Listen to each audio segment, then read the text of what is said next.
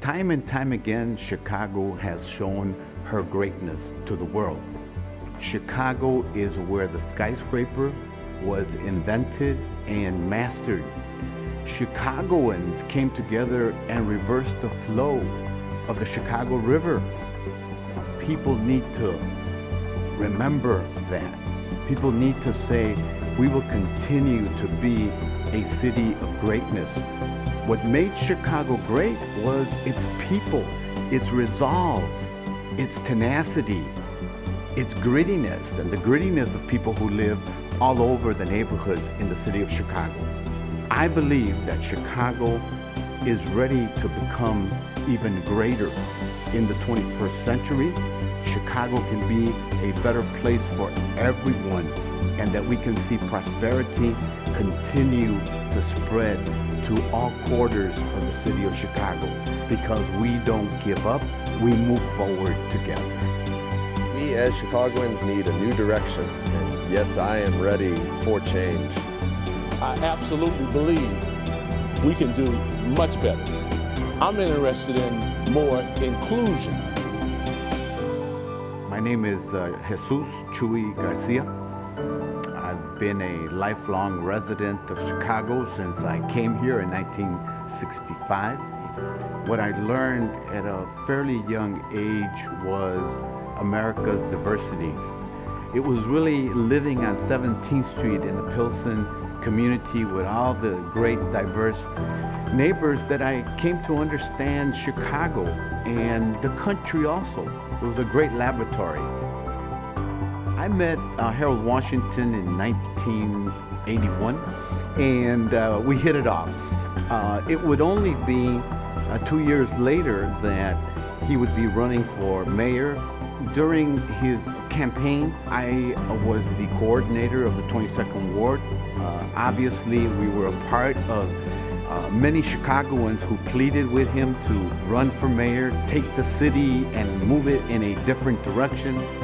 And that's exactly what happened. He electrified the city. He instituted policies that embraced everyone in the city. There was a commitment to equity, to respect, to involving people in the city's government. But if you ask me, what did all of that mean? It meant that Chicago under Harold Washington was a time of hope. It was a time when people felt that we could do anything. People from all race, black, white, Latinos, Asian, they felt that they had a voice.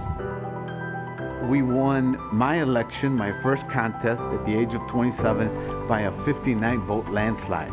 And I remember what gave me the edge and the ability to win that year was my ability to appeal to everyone in the community to form a multi-racial, multi-ethnic coalition. In 1984, I was appointed to be a deputy water commissioner. In 1986, I was elected alderman of the 22nd Ward.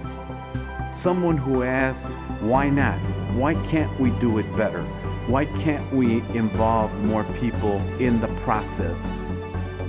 Chicago is about more than the top 1%. There should be no bad schools. All schools should be quality schools. Public education is critical to a city's well-being.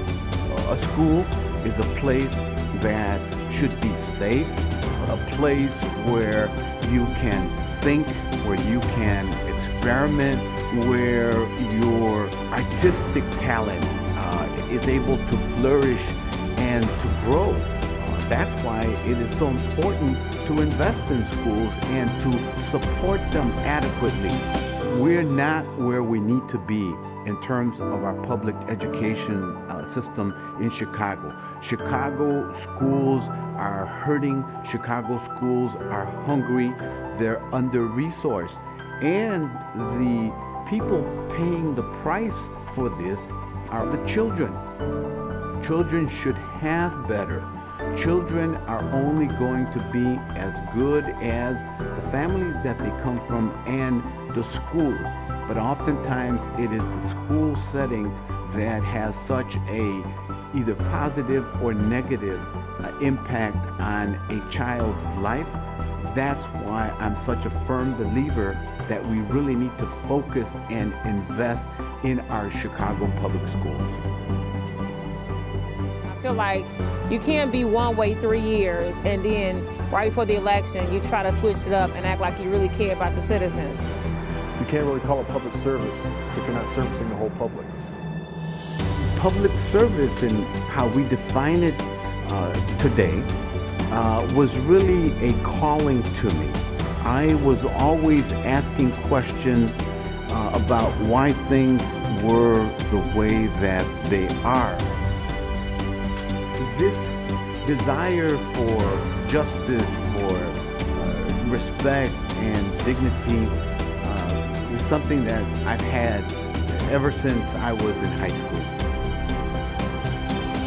A sense of fairness, a sense of doing things differently and being equitable and respectful of everyone in the community.